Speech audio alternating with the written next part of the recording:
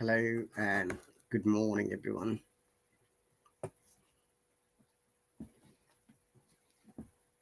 Welcome to my subscriber lesson about IELTS speaking and writing. It's Tuesday morning here in the UK, and our local time is 6:26 a.m., which is the UK time or GMT. Welcome once again, dear viewers. It's really my pleasure to see you. Let's move on with the listening skill. BBC 6 minutes English.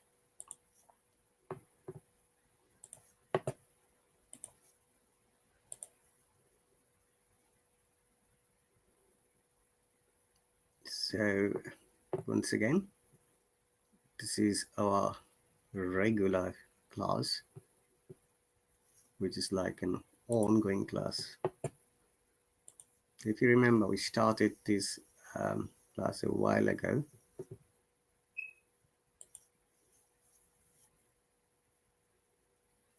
Okay. So let's move on.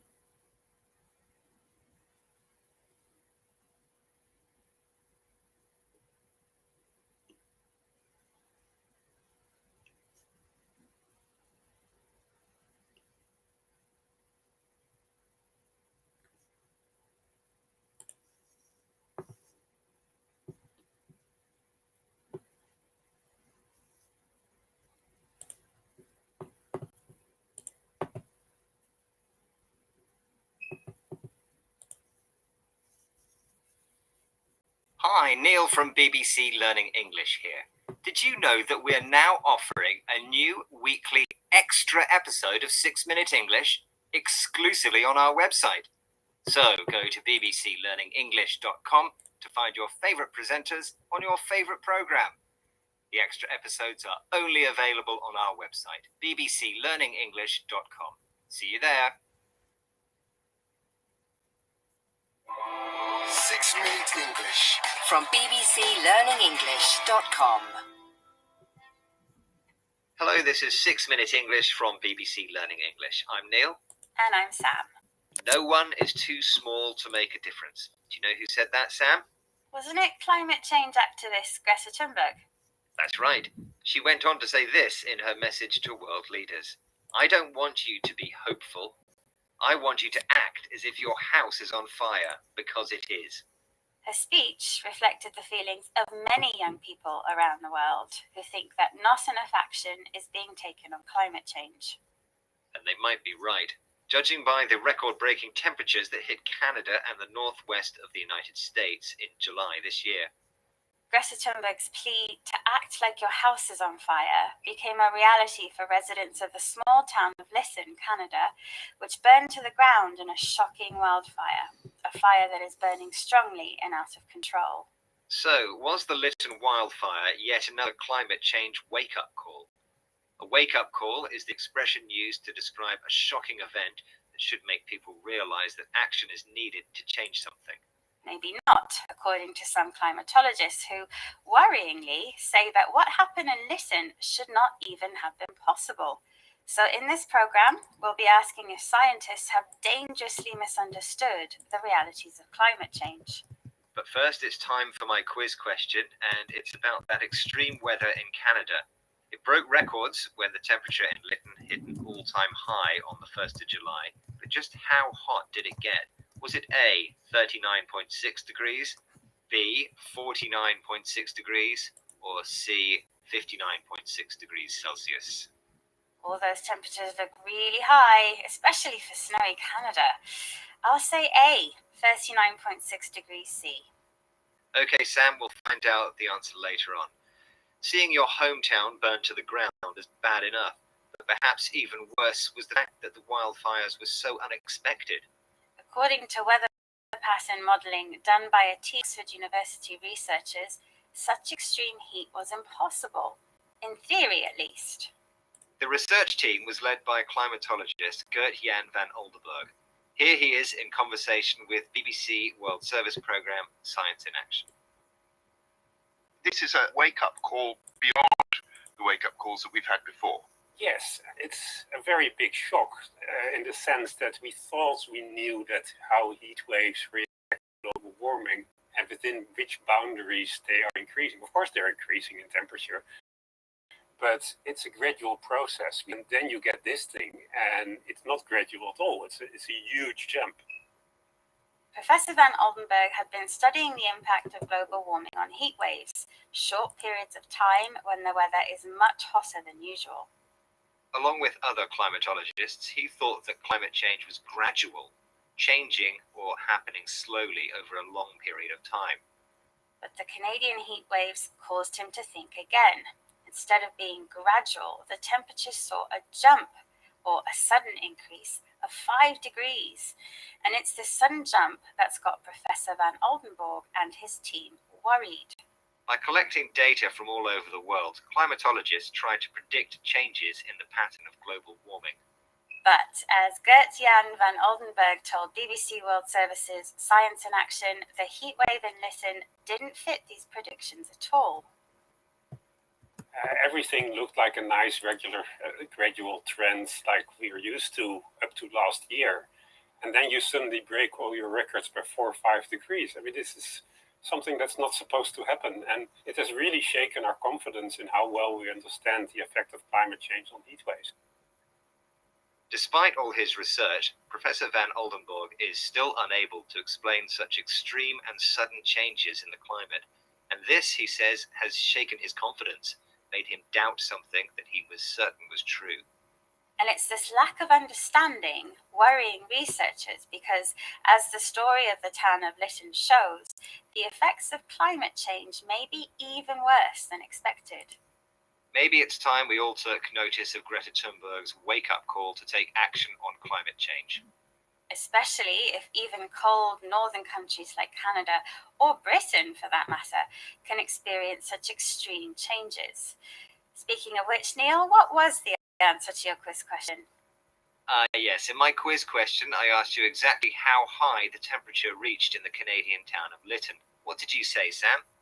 I thought it was A, 39.6 degrees Celsius. Was I right? Well, you were close, but in fact, it got even hotter, actually reaching 49.6 degrees Celsius, the highest temperature ever recorded in Canada by at least 5 degrees. Phew, that is hot. Well, we'd better recap the vocabulary from this program because we might be hearing these words a lot more in the future. Let's start with a wildfire, which is an out-of-control fire that is burning the countryside.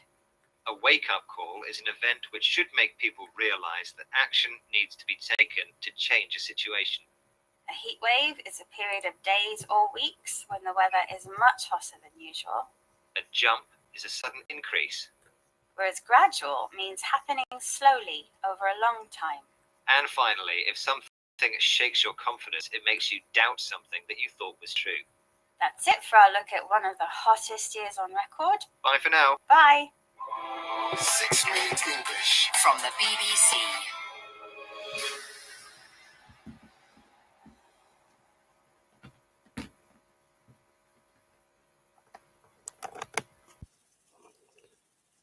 Alright, viewers, that's the end of the 6 minutes English, which always helps us develop our listening skill as well as our understanding or comprehensive skill.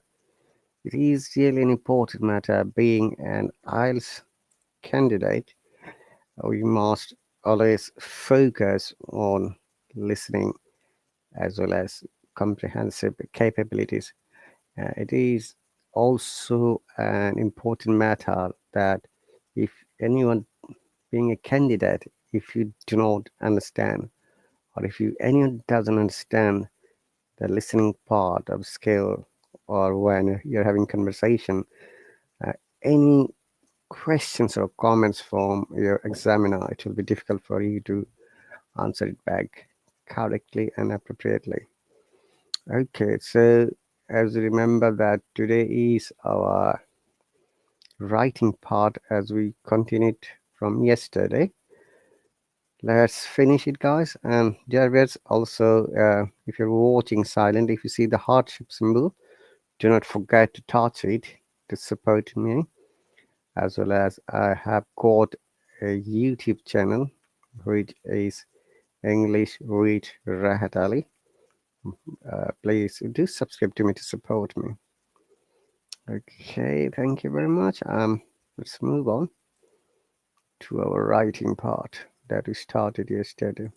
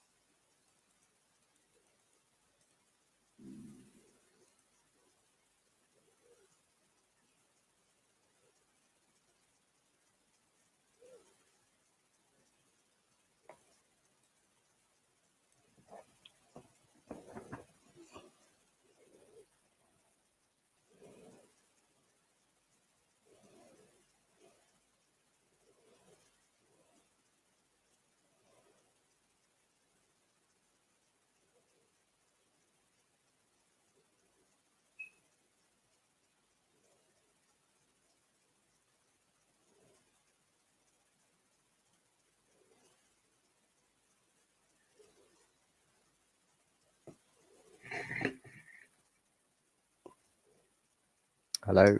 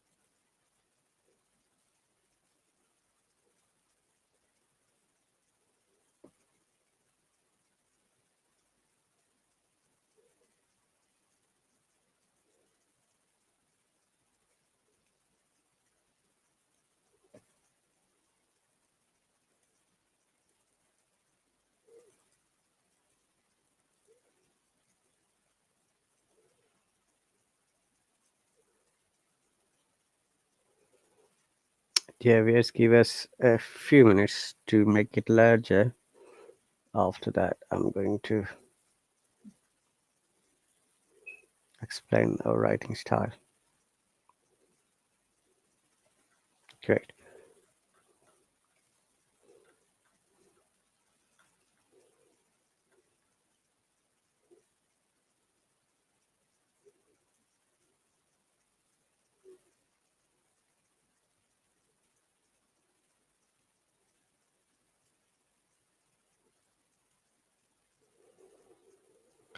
Okay, so we started describing from yesterday about the criteria of getting good marks in writing section of IELTS. So number one, answer is relevant to the question. That's the first thing. So don't produce an essay that is close to a topic you have previously prepared. Make sure your examples and ideas are relevant. If you generalize too much and are not specific enough, this will affect how your ideas are presented to the examiner. So do make sure your ideas directly related to the question. Use ideas and examples that you are familiar with and that relate directly to the topic. Extend your answers to include a number of ideas that will support the question. Do not include irrelevant information. Over generalize. Produced a memorized essay. Present research or statistics related to the topic.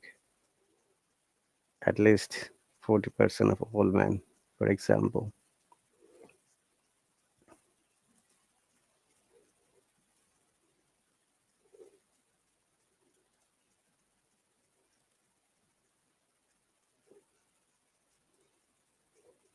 Step to answer all parts of the questions. You must read the question carefully and decide how many parts are in it. You must answer all parts of the question to reach a band 6 or higher. Let's look some examples as question prompts and see how many parts are in each.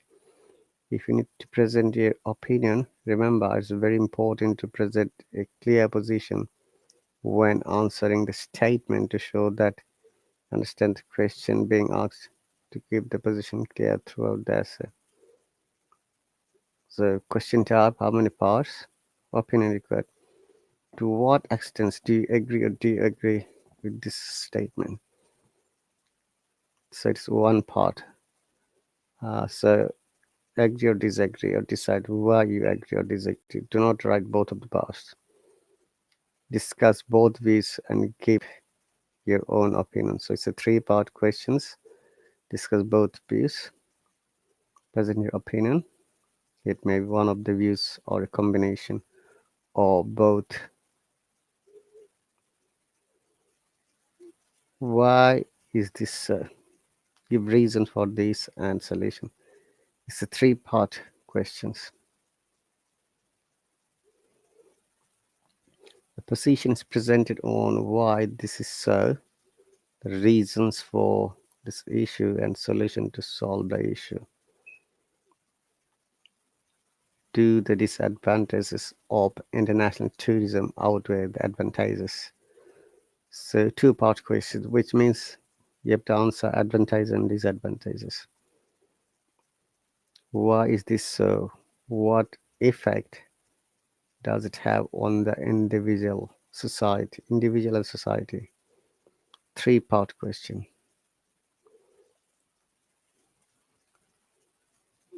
So yes, so you must give reasons for the statement and the present the effect it has on the individual as well as the society. Do read the questions carefully. Decide how many parts are in it. Present your opinion. Support it throughout the whole essay. If asked to present both views, make sure which view is presented equally. Watch for plurals. If you're asked to give advantages, you must present a minimum of 2. Watch for and you must need to comment on more than one element. Write more than 250 words. Do not ignore parts of the question. Assume your opinion is clear. Is the first person to ensure the examiner knows it's your opinion. I think with the word. Tell the examiner what you're going to say and what you have said. Produce a short essay. Step 3. Organize your essay logically with clear progression using linking phrases. Ideas must be expressed and worded clearly. starting with an introduction and moving through to a conclusion. If you're asked to present both views and your opinion, state your opinion at the beginning of the essay and then move on to both views. You can then come back to your opinion and conclude the essay. This is a logical way to present these ideas. So do use a range of linking words and phrases, but do not overuse them, which means that do not be repetitive. Use adverbial phrases rather than single basic linkers. Use referencing substitution to avoid repetition. These, them, the issue, and the problem. Use punctuation to make your writing coherent. Make sure your ideas sequenced correctly. Make sure your ideas logical and easy to follow. Use a separate paragraph for the introduction and the conclusion. Use one paragraph for each idea or topic area. Do not overuse basic linking words like the firstly. Instead of saying the first reason or primary reason, start every sentence with linker. Try to put in the middle of the sentence, like some people believe, however, that individuals must also take responsibility for the environment. Or I believe, and on the other hand, that individuals do have responsibility.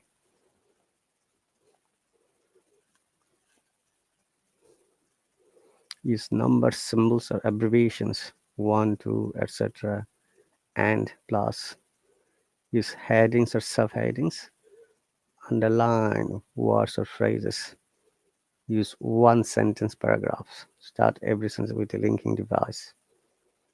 Step 4. Organize your essays into paragraphs. Use paragraphs to organize your essay into clear parts. Make sure each paragraph contains a clear and developed topic with a minimum of 2 sentences. You can use the acronym PEEL.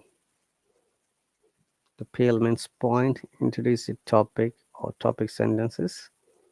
Example that supports your point.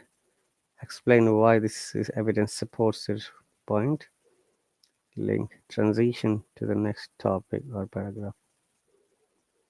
You must use enough paragraphs to clearly show structured response. This will show that you can organize and present your thoughts and ideas logically. Here are some ideas on how many paragraphs you could include in an essay. Question type. How many paragraphs? Paragraphs. To what extent do you agree or disagree with the statement? 4 to 5 paragraphs. So, introduction, reason why agree, disagree. Another reason. Number 4, concision of paragraph, why I don't agree. And conclusion. Discuss both views and give your own opinion. 5. So, introduction, one view, other view, your opinion, conclusions. Then why is this, give reasons for this and solutions. So introduction, reason why it is so, reasons, more reasons for this, solutions and conclusions. Do the disadvantages of international tourism outweigh the advantages? So it's 4 paragraphs. Introduction, advantages, disadvantages, conclusions. Why is this so? What effect does it have on the individual and the society? 5 paragraphs. Introduction, why is this effect on the individual, effect on society? Conclusion. Do use paragraphs, use linkers between within your paragraphs. Leave a space between each paragraph. Use a paragraph for each topic. Use an introduction and a conclusion. Do not use a single sentence paragraphs. Use very long paragraphs that cover a whole page. Step 5. Use less common vocabulary and spell it correctly. You'll see in the band descriptor that a band 8 writer skillfully uses uncommon lexical items. When we learn a language, we use common and uncommon terms. Common terms are two words and phrases, and we use every day to refer to personal experience and daily habits. Uncommon terms are used to when we discuss specific topics or when we use idiomatic language, phrasal verbs.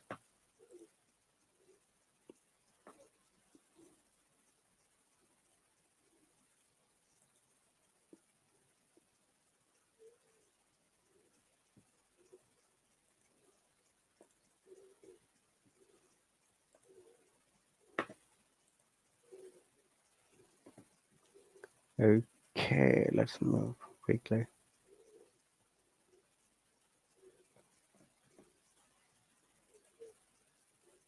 Words that are old-fashioned and not used in everyday speech should not be used. If you choose a synonym, the measuring and the meaning must be the same, must not alter the idea presented. For example, adults and teenagers have close meaning, can be used interchangeably. However, toddler baby have quite different meanings. Collocations also mention the band aid. It's assumed that each words go together, which words are suitable to use for different topics. If you're discussing child crime, you could use the term minor, as this is a legal term used to describe children under the age of 18. If you use phrasal verbs, make sure that you are using the correct preposition, as it can change the meaning. Throw out away, for example, discard, throw up, vomit. Idioms should only be used if you understand them completely and if they fit the topic you're discussing. Do use precise words or choices. Use language that you use in every speech. Use words that you understand. Use words and phrases that are related to the topic. Use collocation and phrasal verbs. Don't make spelling mistakes. Don't make typos. Mix up American and British spelling. You should use one or the other. Use a word if you don't understand it or you can spell it. Okay, do not use a word if you don't understand it or spell it. Do not use imprecise words like stuff, thing. Do not use slang like gonna. Do not use old-fashioned languages, the masses, denizens.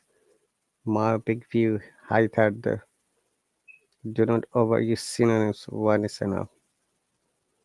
Do not use idioms, cliches.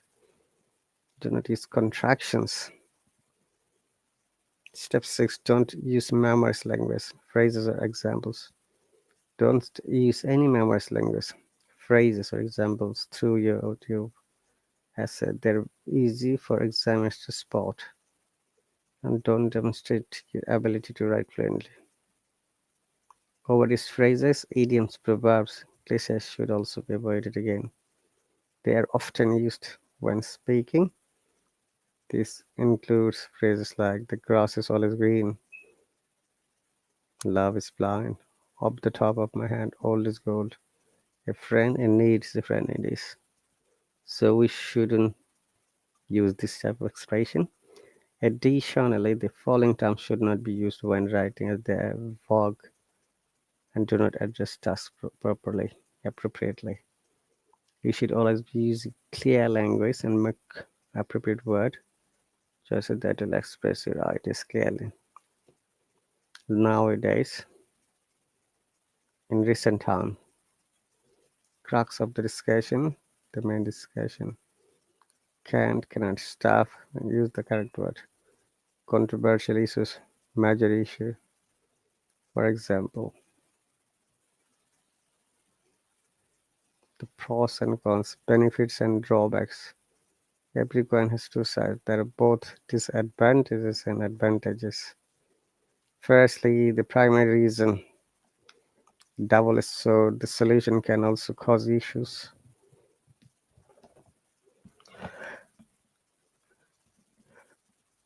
Okay. Secondly, lack of education is another reason. In a nutshell, in conclusion, step 7 use a variety of complex sentence structure. A band 8 is expected that you can use a wide range of structures accurately to present your ideas and opinion. Show the examiner that you can use a wide range of structures and make sure your sentences are error-free. It is important to use a mix of complex and simple sentences. But remember, your complex sentence should not be long and complicated. Your punctuation needs to be accurate, using capitalization, commas, and full stops correctly. The most common errors made can each found below. Relative clause, using the pronoun incorrectly. Conditional clause, choosing the wrong tense for the clause type 0, type 1, 2, 3. Present perfect or past, choosing the wrong tense. Passive, choosing the wrong past participle. Gerunds, making errors with ing. Countable nouns, making errors with the singular and plural nouns. Articles, using the correct incorrectly and not using at all. Subject verb agreement, the girls are singular or plural. Preposition, choosing the wrong dependent preposition and incorrect preposition of place. Punctuation, used incorrectly or not used at all. Step 8, checklist. Use the following checklist to make sure that your writing contains all of the positive features at a band 8. Task response. Did you answer all parts of the question sufficiently? Are all your ideas and support directly relevant to the questions? Did you avoid overgeneralizing the topic? Does the examiner know exactly what you think? Do you present this position clearly for the whole essay? Did you support your ideas with clear example? Did you write over 250 words? Coherence, cohesions, we explained already.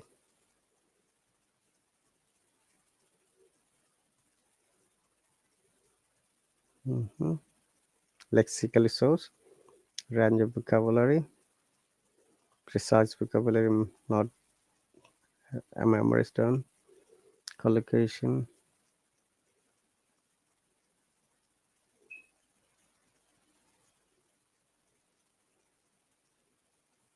grammatical range, and accuracy.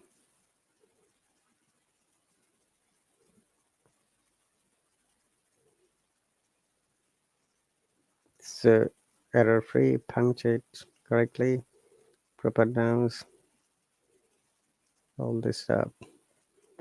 Great.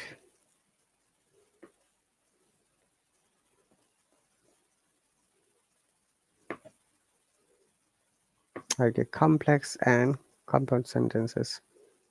A complex sentence. In order to get good scores in IELTS writing, candidates must use complex sentences. A complex sentence is a sentence that contains one independent clause and at least one dependent clause, sometimes called a subordinate clause. When these two clauses appear in a sentence, we create a complex sentence. Consider this example. I like to eat candy before I watch a movie. So, what is clause? Clause is a sentence or a part of a sentence. We can see that from the sentence. I like to eat candy and I watch a movie. So both are complete sentences if you separate it. and it has been connected with the subordinate clause or the conjunction before.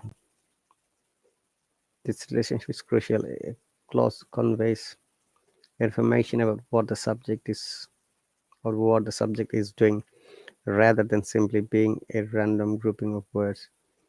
He's eating an egg sandwich. Jason is after the girl. Everyone praises beauty. So these are some of the other some complex sentence. When we handed in his homework, he got to hand the teacher at the last stage. You see, it has been you know, linked with the word when. The human brain never stops working until you stand up to speak in public. Even though she suffered from arthritis, she studied hard because she wanted to go to medical school in London.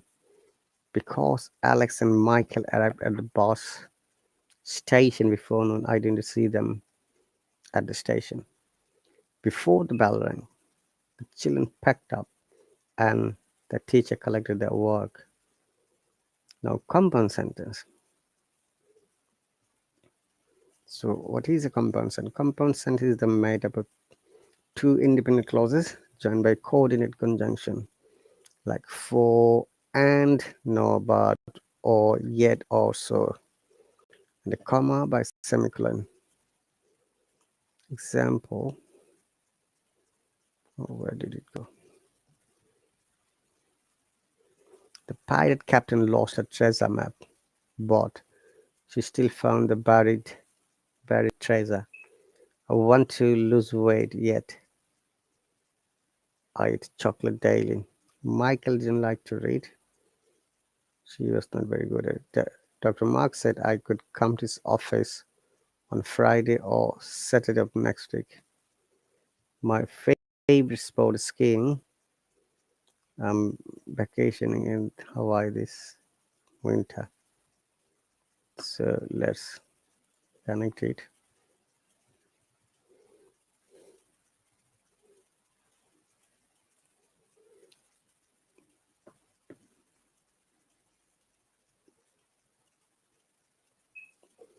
So it should be used by because.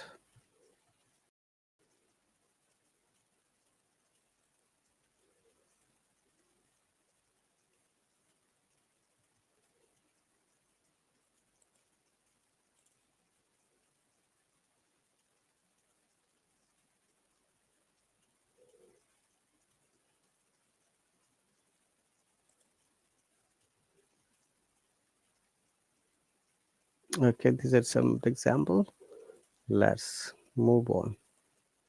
The topic we started from yesterday.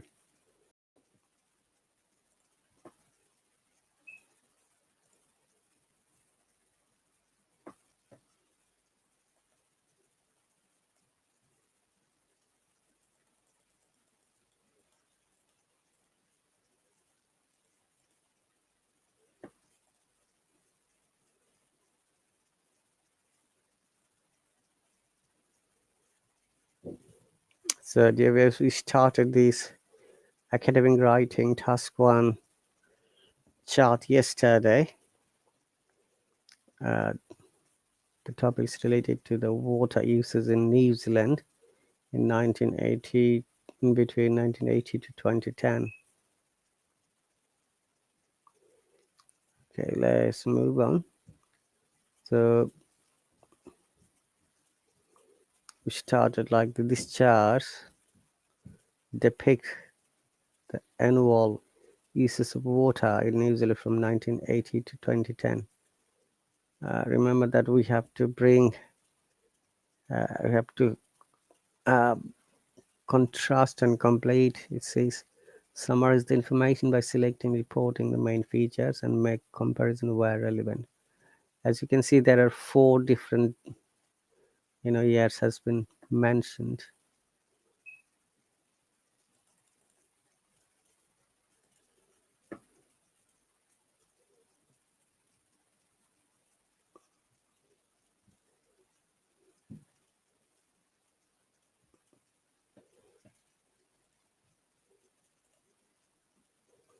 Okay.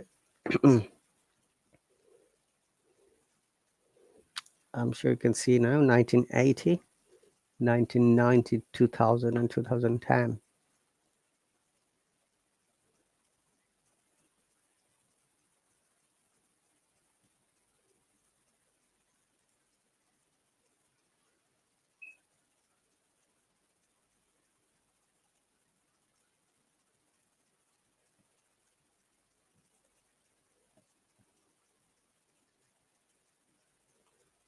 So we have to write 1981 paragraph, 1990 another paragraph, 2000 third paragraph, and 2010 fourth paragraph.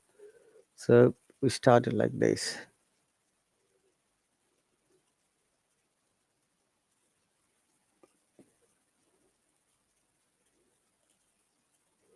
These charts depict the annual uses of water in New Zealand from 1980 to 2010. So paragraph 1 or idea 1.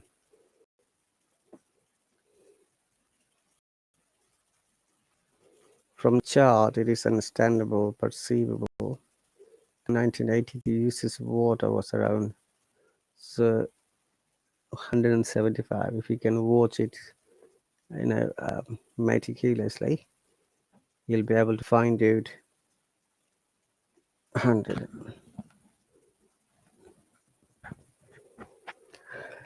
Okay.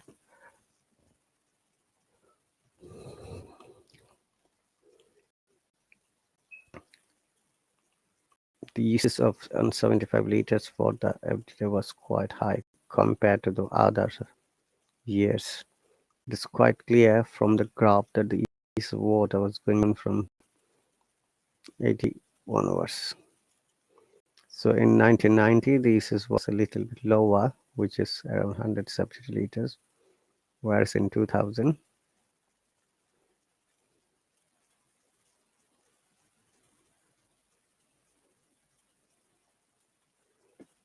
how much it would be? 163.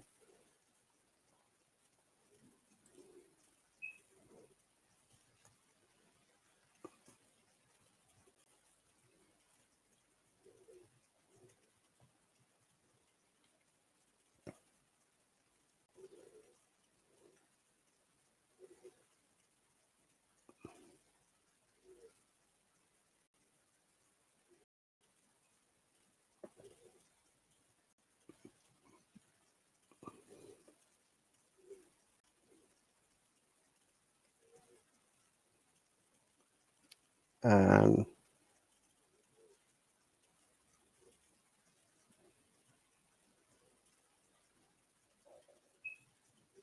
it was around 158 in 2010.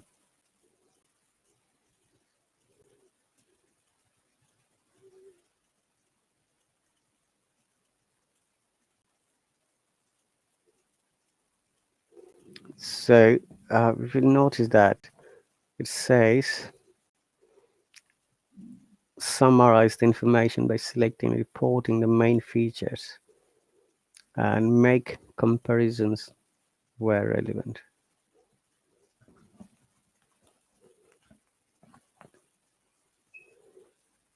So that should be, as I mentioned, 4 paragraphs because of 4 different years.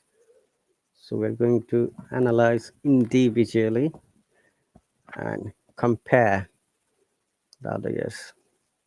So that's the paragraph 1, idea 1.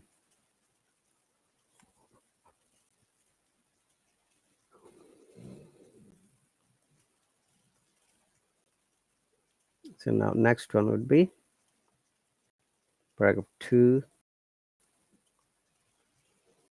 idea 2. But however, in real life exams, we do not write paragraph 1 or paragraph idea 1. It's just only for your understanding how you start writing and comparing. Now,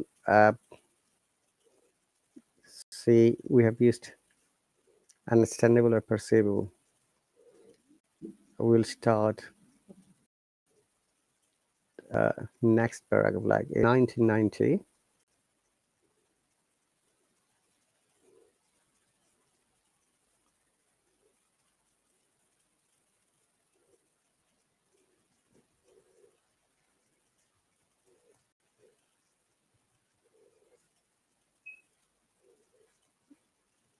we can see that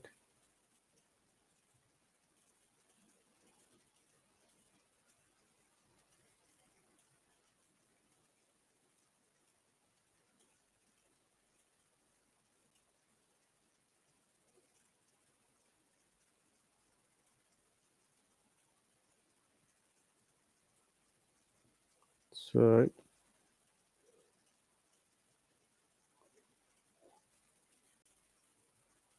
the usage of water decreased.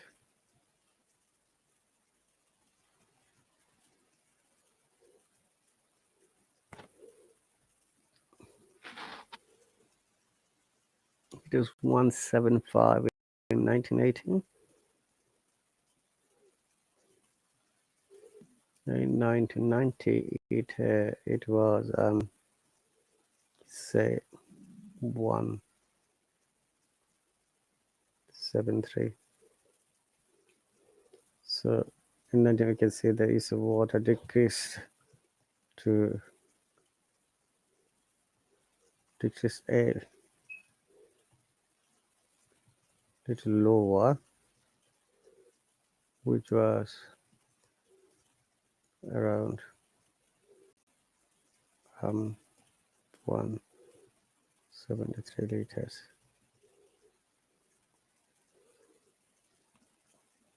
So we have to remember that time is an important factor for writing this part, because for the academic task 1 or the general task 1, we've got only 20 minutes and we have to write at least 150 words. So it's better for you to practice writing at home before you attempt the final exam. Remember, the more you write, the more you'll be expert and your confidence will be grown. Okay.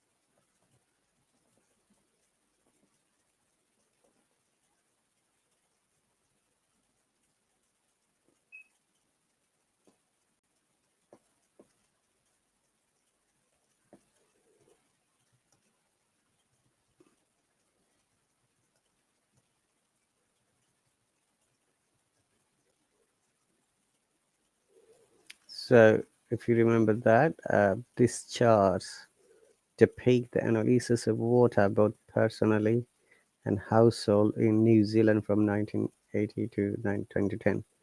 So let's count how many words have we written. 1, 2, 3, 4, 5, 6, 7, 8, 9, 10, 11, 12, 13, 14, 15, 16, 17, 18, 19, 20, 21, 22, 23, 24, 25, 26, 27, 28, 20, and 31, 2, 3, 4, 5, 6, 7, 8, 9, 10, 11, 12, 13, 14, 15, 16, 17, 18, 19, 20, 50. 1, 2, 3, 4, 5, 6, 7, 8, 9, 10, 60. 1, 2, 3, 4, 5, 6, 7, 8, 9, 10, 70. 2, 3, 4, 5, 6, 7, 8, 9, 10, 80. 2, 3, 4, 5, 6, 7, 8, 9, 10, 90. 2, 3, 4, 5, 10, 100. 1, 2, 3, 4, 5, 6, 7, 8, 9, 10, 110. 2, 3, 4, 5, 6, 7, 8, 9, 10, 20. 1, 2, 3, 4, 5. So we have already written 125 words, dear viewers. So still we have got to write more paragraphs and more words.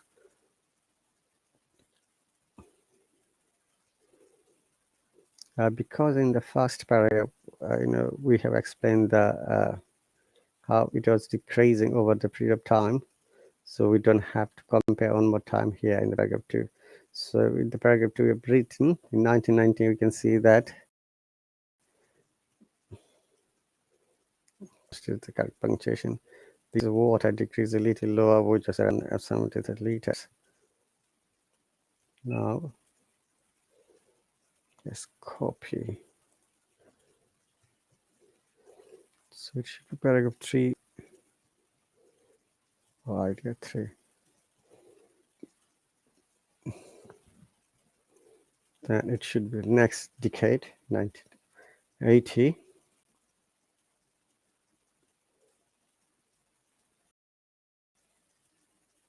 Sorry, 1980. 1990. It's 2000. It should be. This. So what was the calculation? So it is a 164.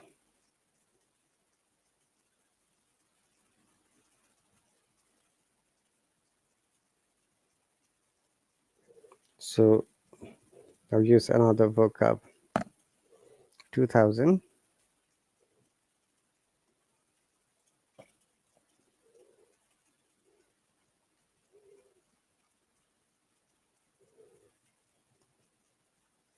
Chart shows the use of water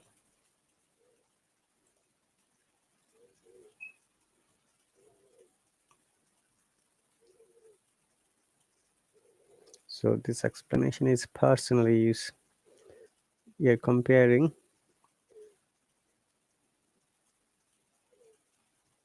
New Zealand household 2010. Okay, let us complete the first chart because the second chart seems to be incomplete to me. We're going to find it out soon. Let's finish the chart.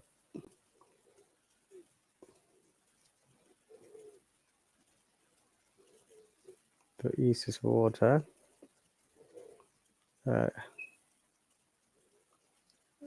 It was 164.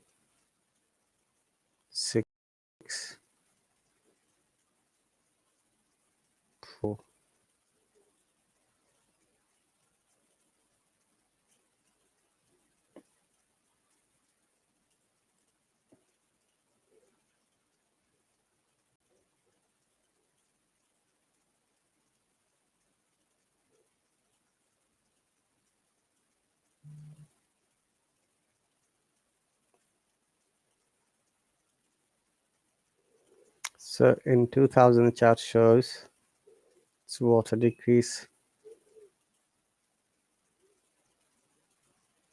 slight lower,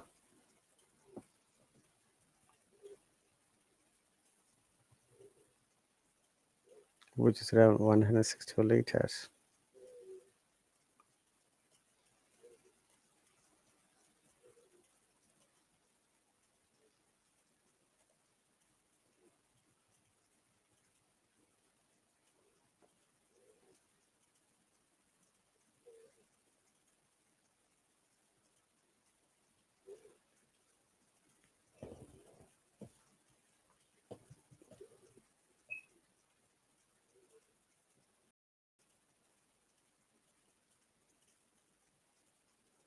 So paragraph 4, idea for the 2010, which is the last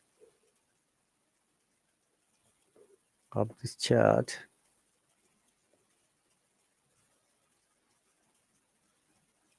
Let's say it is 58.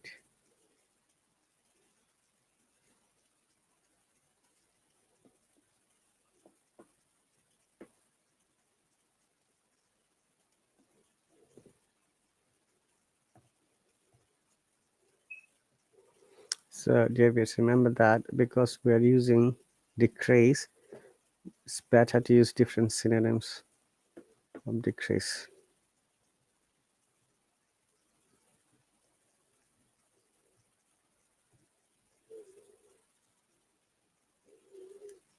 Okay, so the first one,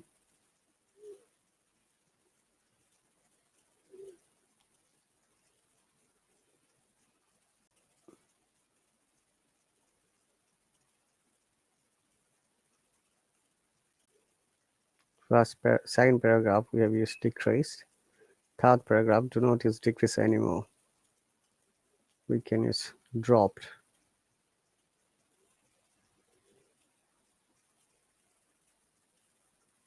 Drop, drop to a slight lower, which is around. Now, if you use again,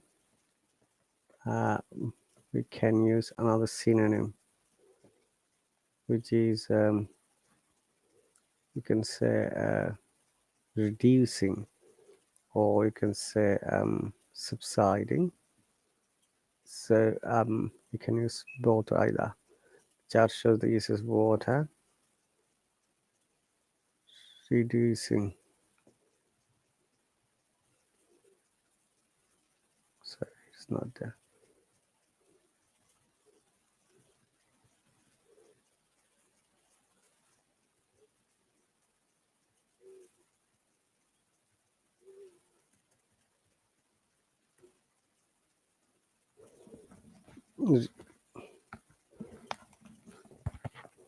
Reducing to a slight lower, which is around 158 liters. So that was the comparison you have made for the chart 1. Now in the second chart, annual use of water in a household. Leaks, 7%, toilets, 26%.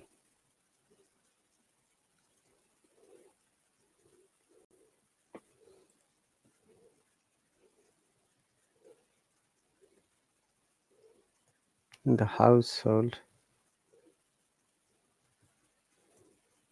use of water. So the second chart,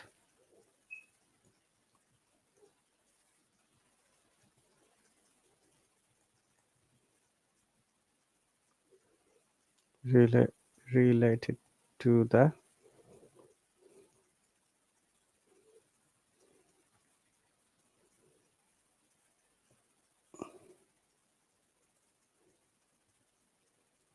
household's use of water.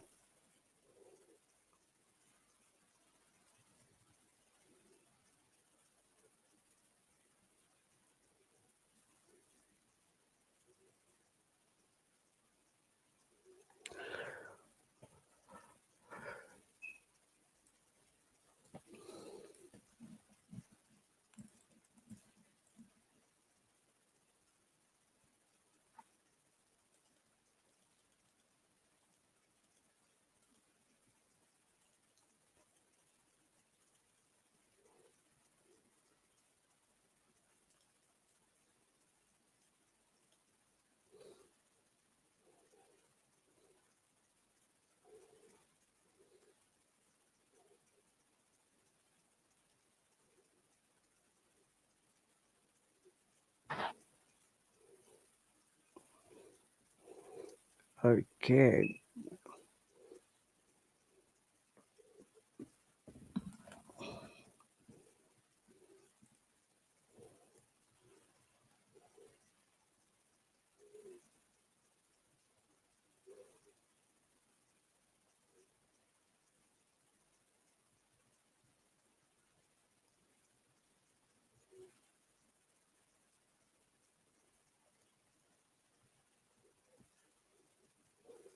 Right. I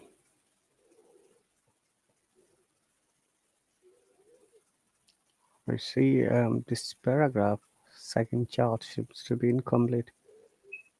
Guys, I need to find out next day, because when I copied the main topic, it was not copied fully.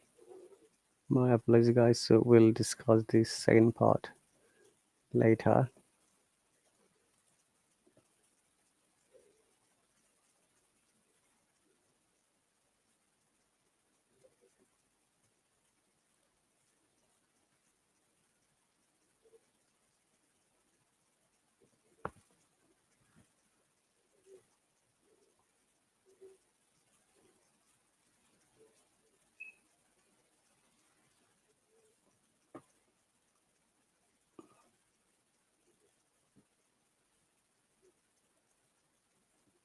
So, dear viewers, this I was explaining one of the academic topics, how you can write appropriately to get the required score.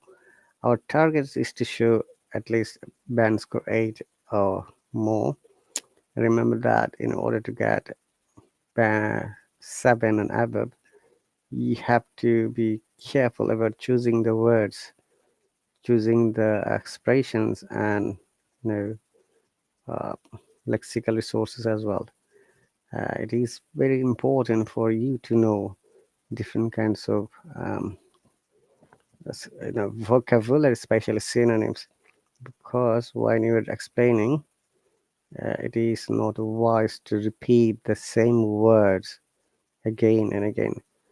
So, which is why studying a little more is important. But very often, many of our candidates ask that, oh, even though they tried their best, but they couldn't get good marks.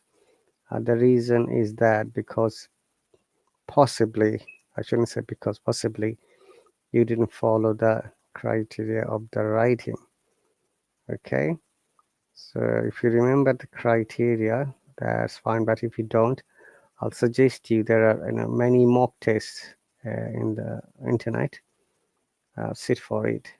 But the matter is that if it is about writing and speaking section, you don't know how much you're doing. So it's if you have an opportunity to get it checked by the qualified and competent teacher, and who can always explain these things and show you the guidelines. Dear viewers, by the way, I've taken quite a good number of private lessons, and 26 of my students were from IELTS candidates, and they got very good scores. This story I always share. And the high score was 8.5 and the lowest score was 6 in both academic and general. Alright guys, thank you very much for watching. Join me later. You take care. Remember that you should practice it every day, okay? Thank you very much, and I will see you later. Bye.